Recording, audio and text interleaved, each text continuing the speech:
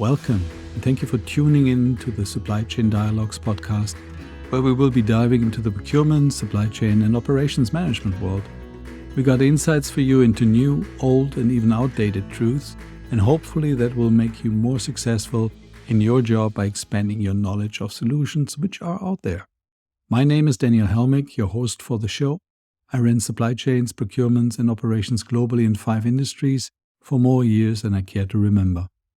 And I'm Amy, the AI-generated co-host voice of the show. I will ask the questions and provide from time to time facts and figures provided from my other AI siblings. Thank you, Amy, and let's dive into the show. This is the third and final part of something which was based on the blog mini-series on cash flow optimization. If you have missed the first parts on inventory and supplier payments, you're in for a treat if you stop here and just listen to part 1 and 2 first. We believe that while finance must report on cash flow, operations should own the metrics. Now, in this episode, we talk about the cash you graciously leave with your customers, captured in days sales outstanding or DSO. So let's have some final cash flow fun with this topic, shall we? Today, we start by putting ourselves in the shoes of a purchasing head or CPO, meaning Chief Procurement Officer, not Chief Party or Petty Officer. Let's assume you work for a hypothetical company named Pompous Incorporated. The company is facing a cash flow shortage due to seasonal issues. At least that's what they say. In reality, it stems from inadequate sales and operation planning, as in most cases. At the end of every year's last 2 quarters, you are ordered into meetings with the manufacturing and sales department under the leadership of the CFO. Here, you should devise tactics to accelerate or delay cash flow elements. These meetings occur when the management board normally does not view cash flow as a process, but as a situational topic. And we talked about this as well in the other 2 installments of the podcast series on cash flow. Since it is in reality a process topic, as we have discussed as well before, cash flow should be managed and owned by procurement, manufacturing, and sales. However, as a situational topic, it typically ends up with finance, as in our case today. To improve cash flow, sales is asked to make overdue calls to customers. Since product and service sales represent the most significant cash block, the pressure on sales is substantial. After the meeting, though, in the hallway outside of the CFO office, Ella, the sales head, says that she will go through the motions without taking any meaningful actions. And you can't blame her for that, since you both know that the CEO will ask for her updated revenue numbers in just a few weeks. If she aggressively pursues payments from their best customers, she risks losing them. Ella is, after all, revenue, not cash incentivized. Tom, on the other hand, the manufacturing head, is asked to examine his production schedules and convert inventory, which would be then the work in progress, the finished goods, into invoiceable sales. Tom is a real trooper and just has been promoted and hoping to be COO one day, so he's highly supportive of the CFO demands.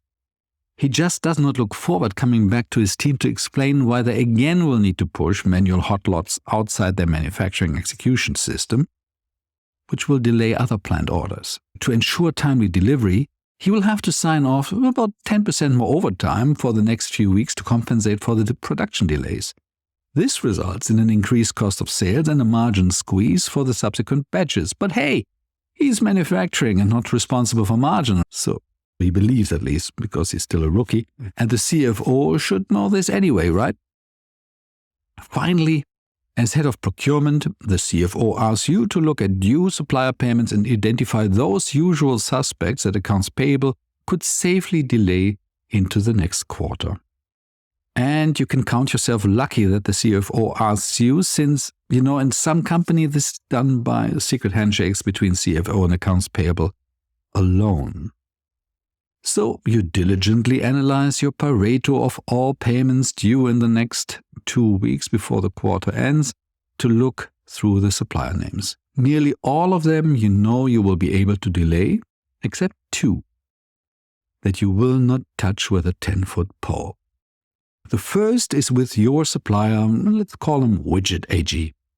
They came through to you, especially the account manager, more than once, saving you behind in dicey situation where your team screwed up, and they still delivered. He truly makes you feel as a preferred customer, so you want to return the favor even if he will not even know about it. It feels the right thing to do.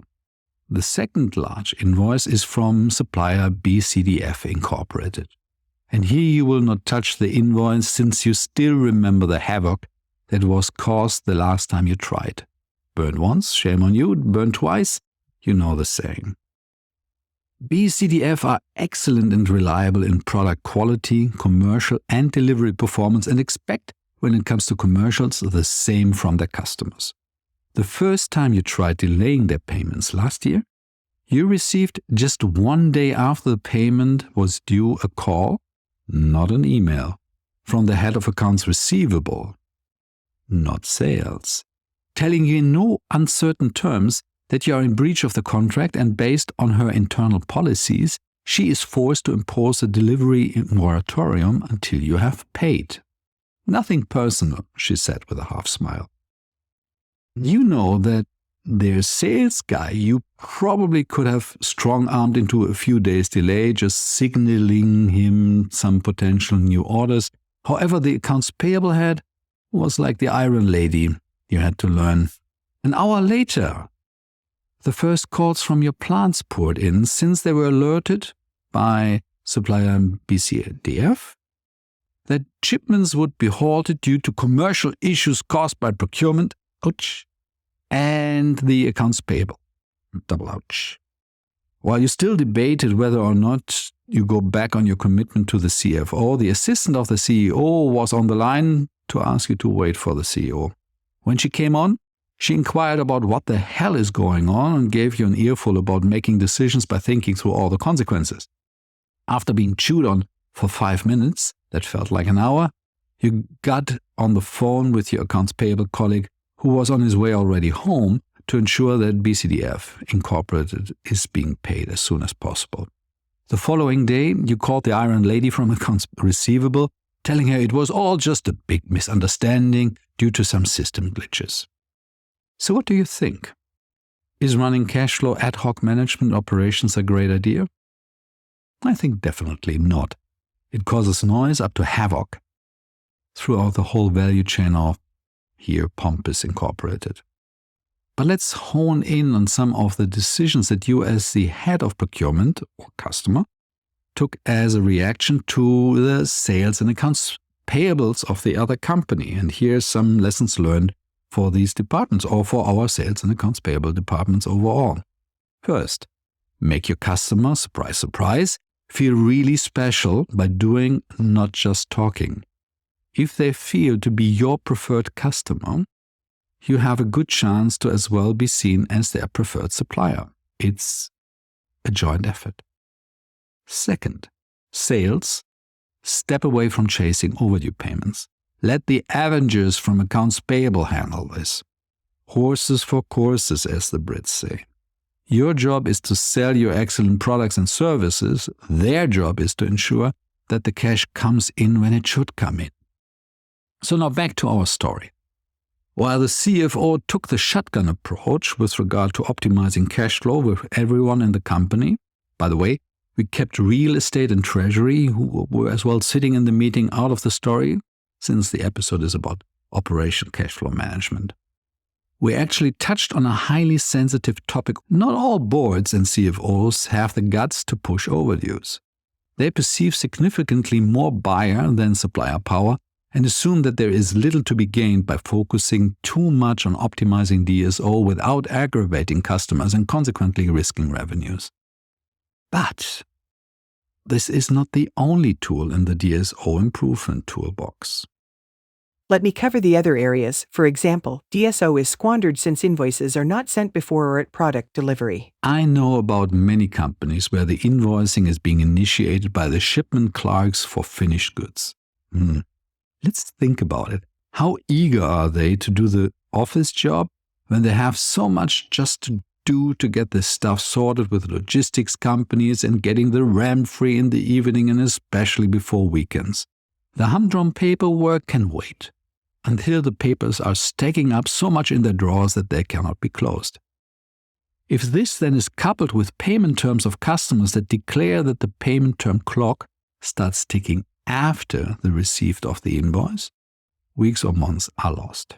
The next one is contractually agreed payment terms are not followed up diligently and end up in overdues. Similar on the supplier as on the customer side. Here, if accounts receivable is not empowered to follow up on delinquent payments, like the Iron Lady was, the tracking of shipping and invoice notices is not done in accordance with the contractual terms you have with your customers.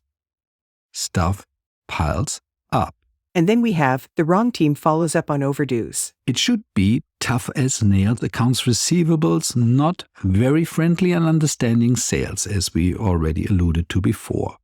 We need to understand that people on the customer side that actually are in charge of paying you seldom have the focus on the financial side after they receive the product or services they received. It's pretty human, unfortunately. The guys in charge are a completely different bunch. That unfortunately leads to get the okay from the less interested colleagues on their part of the transaction. So you better respond with a similar kind of person on your side and remind the customer of their responsibility. Friendly, but clear. And in some situations, the customer has done everything needed, but his own organization is less organized. Or has a CFO that asked themselves for delaying of payments, as we discussed before. In my past, if someone called, and normally it was not the salesperson, that open payments are overdue and not being paid, there was always a willingness to help. So use your accounts payable team, just train them before. You do not want to have scorched earth approach. Here, life is gray, not black and white. Company payment standards for customer contracts and escalation paths are missing. If sales can make a deal and can book the order, especially at quarter end, they are more receptive to let go on topics like price thresholds, payment terms, milestone payments, etc. If there is no escalation path, or at least a retrospective evaluation report that is being reviewed by sales head and CFO quarterly, a teaching opportunity is lost. The underlying issue is often not the willingness to bend the cash flow rules, but a serious issue that needs more time correcting. The company has trained its customers to just wait for the end of the quarter, when the order intake pressure rises to get the best deals. Heck, I've done it and so did my teams. Point is that you have to ask yourself, do I have a good product and service? Is the value equation right and the pricing points competitive? If so, stay your ground. Often the other side is just trying how far they can get. On the other side, give your sales guys a break and run your company in a way that you do not manage by hockey stick. It is not worth it. You should invest the time why you are hooked on this drug and find a way out. As mentioned many times, Lean Six Sigma and process mining tools give you the answers, and you can get to a more smooth way of working. And now we have the evergreen, local market benchmarks are not known. I don't know how many times I or my team were just amazed how many international suppliers had no clue about the different commercial terms in the specific country they were selling to. Honestly, folks, it takes an intern 3 hours internet research to give you a full list of differences by country with regard to commercial terms. And for people still reading books, there is very good overview books about this. And then teach your sales and procurement teams and set control boundaries into your systems with proper escalation paths. These paths should not be elaborated, just 1 or 2 levels up. Why? Because the individual action does not matter. It is more the exchange and again training opportunity that the person who has done something can get from his or her boss. Sales personnel are not trained on cash flow management and not incentivized. You have a 4 to 5 hour training of your sales staff on cash flow management, right? And not just, here's the video, watch it, but a training with comprehension questions at the end and an explanation of the whole reason why cash flow management is important for the company. Like, for example, to reduce interest payments, invest in innovation, and or payback to your shareholders. Salespeople get the bigger picture and act accordingly if someone takes the time explaining it. Payment milestones are not used or are not acted upon. While you can use milestone payments nearly everywhere for both products and services, there is clearly a must in larger projects designed to order situations. If the sales team did not just bank the order, but as well included regular milestone payments, then it gets a bit complicated, since now both production or project management has to know exactly when milestones have been achieved and payments are due, write an invoice for the milestone, send it timely to the customer, and then accounts receivable has to follow up on this with customers needed. If you do not have a good ERP or project management system with a proper API to your accounts payable system, you need a proper ironclad process to get this done. Because let's face it, project teams have to deal with so much real-life issues, especially in large projects, that finding the time in the evening or morning to create in a small container office the invoice and send it or hand it to the customer, copying accounts payable while juggling 1,000 other things, is not a task they are too eager to handle. So what to do? Create a back office project team, either in operations or accounts receivable, that relieves these people in the trenches from these unloved tasks. These few headcounts will go a long way to keep your company cash rich. So what do you think? Did some of this or all of this sounds familiar? I bet it does. And don't you agree that most of this can be fixed easily if one just looks at cash flow management as a task like everything else in operations? Sales, project management, accounts receivable, shipping staff.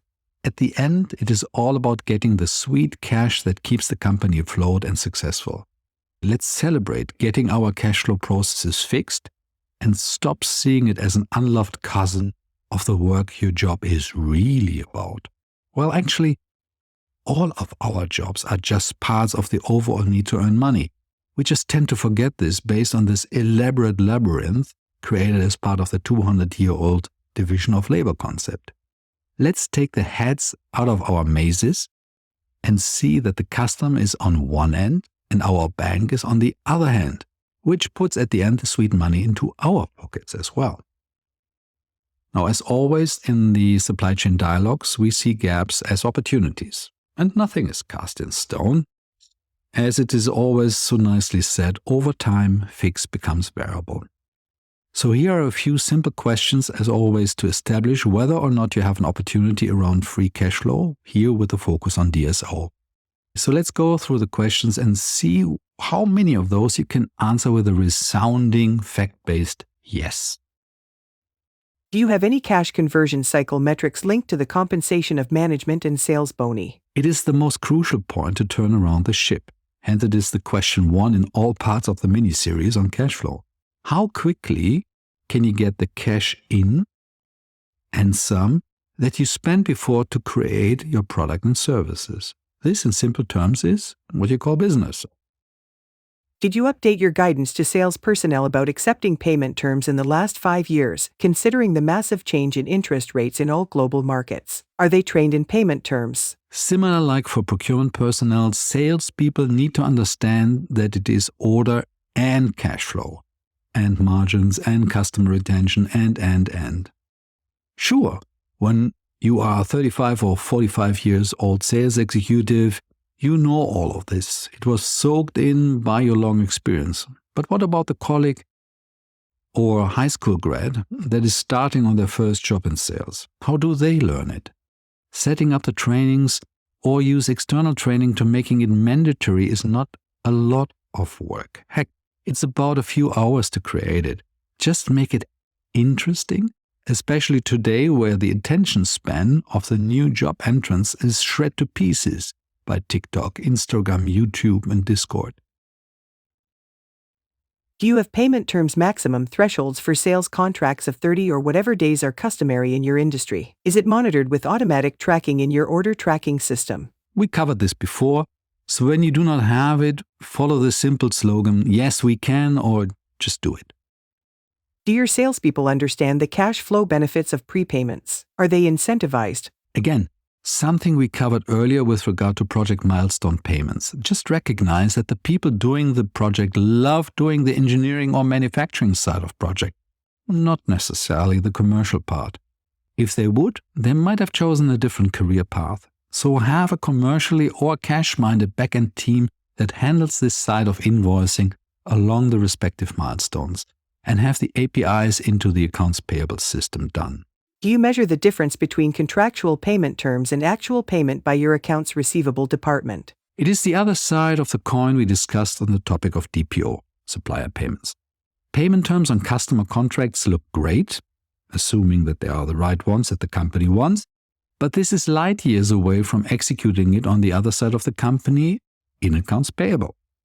And what sounds so great on the sales side in a contract is lost in the chasm that spreads between sales and finance department. Do you manage cash collection via accounts receivables instead of the sales team? This is a simple one. Just change it. Sales has nothing to do with collecting payments, unless you do not have any accounts receivable department. And in accounts receivable, ensure this is a highly coveted job, an important job. You need to be courteous, but tough as nail. Remember the Iron Lady that we talked about beforehand. Have your people learn it in role plays. This does not come naturally, especially in the Western Hemisphere. We are not very good to ask to be paid what is due. This needs to be trained like a muscle, the collection muscle. Do you have regular overdue reporting with time-based escalation paths for resolution? Nothing to add beside, just do it.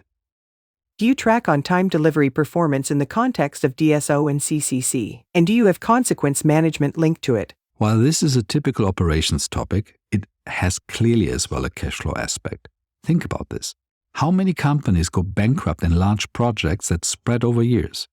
Inability to pay your invoice is not getting money from your bank, drowning in interest payments. There are companies that deliver humongous projects in time and often under budget, and then there is the rest.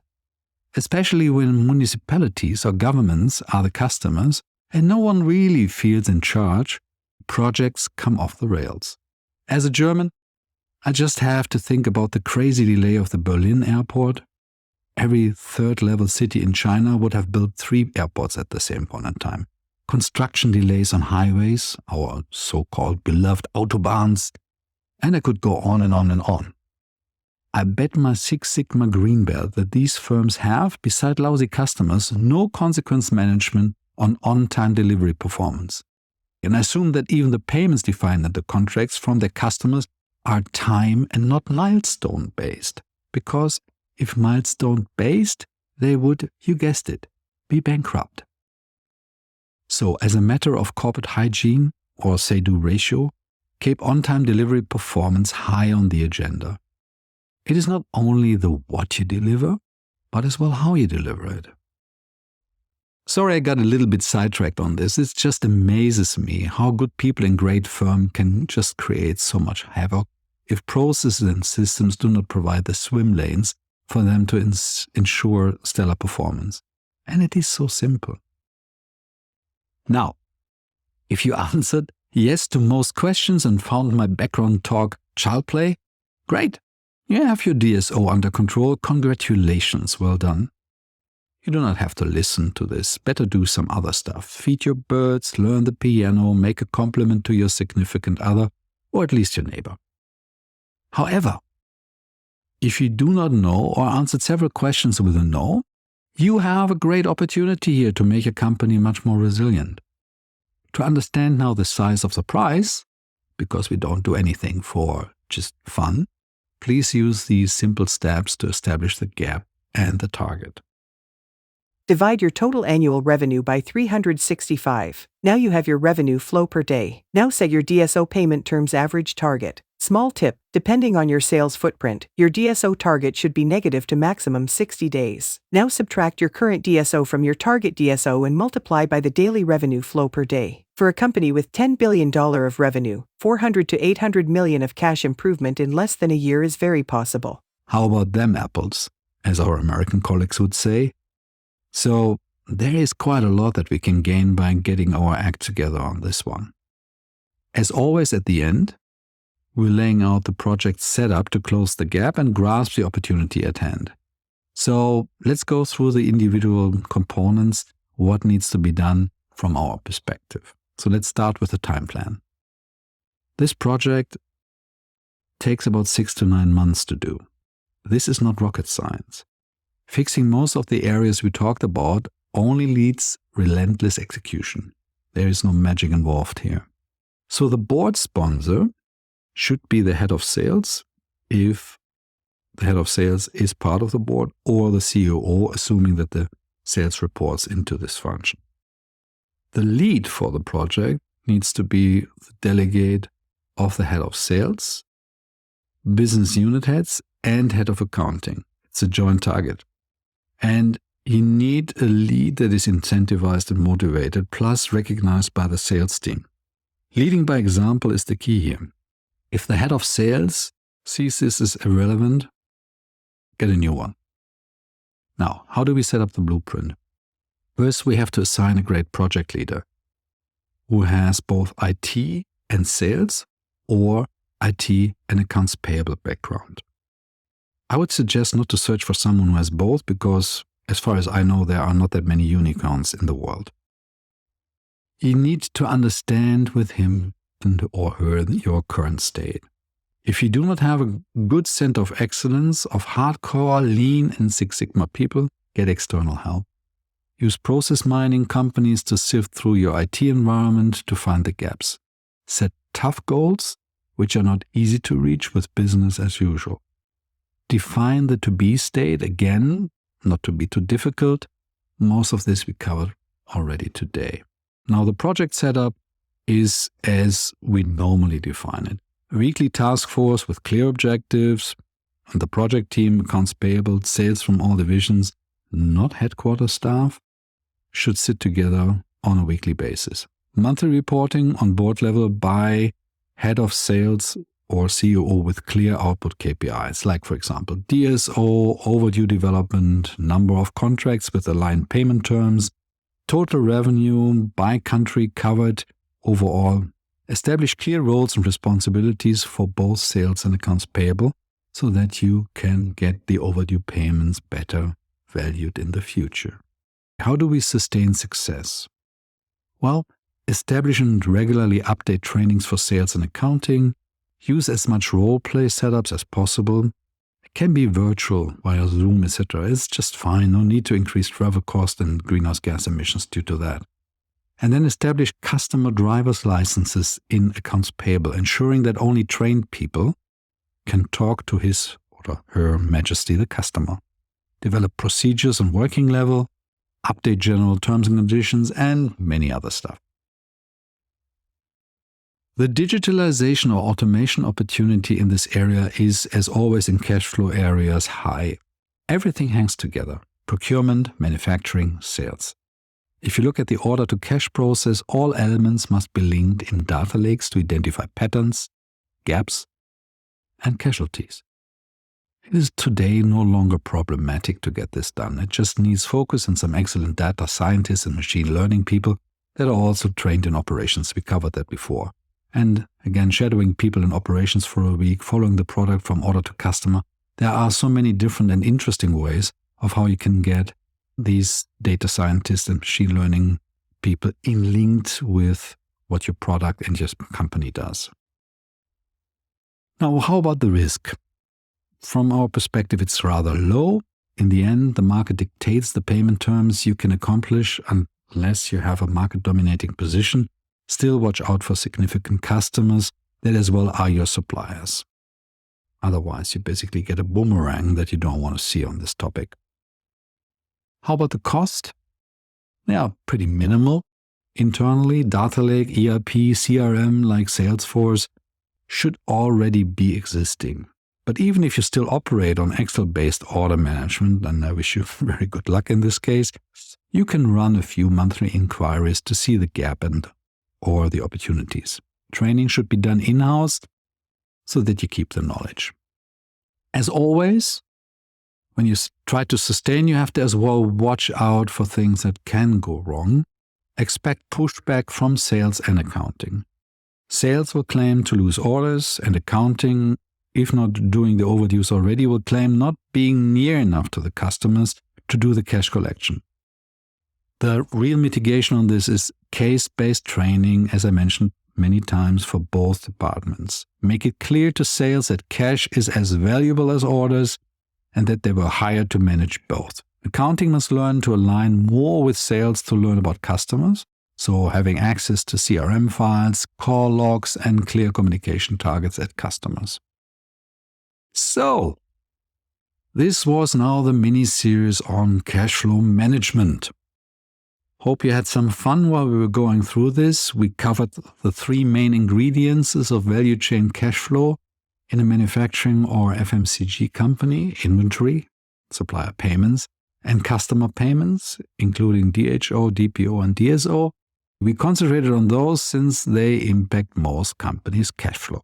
Daniel and I argued that while finance must report on cash flow, operations including sales, production, procurement should own the metric. This means they should be measured, incentivized, and consequence managed. Every mom and pop store knows that life can get tough if you do not have money in your cash register. Quoting my former colleague at the end, as I did in the beginning, no money, no honey. I hope that we could show that the proxy cash flow metrics stand for something very direct and relevant in the value chain.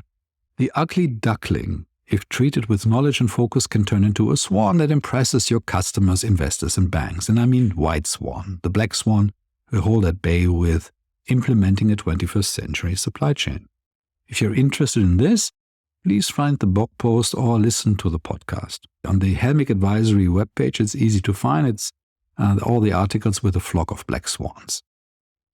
Now, before we leave, just a quick public announcement. From now on, Helmick Advisory will only publish the articles based on the blog post from our websites directly on LinkedIn, no longer the podcast. The podcast, Supply Chain Dialogues, will continue to be published Sunday or Mondays. If you'd like to continue listen, and I would be very happy if you would like to do that, you need to subscribe either in Podbean's Apple Podcast or subscribe to it on the Helmick Advisory website. Thank you for listening to episode 10 of the Supply Chain Dialogues. This was the third and final part of the mini-series. A big thank you as well from me. Stay safe, stay bold, and start your bold actions by subscribing to our podcast on our website or on Apple Podcasts. So goodbye, stay healthy, and hopefully until the next time, goodbye.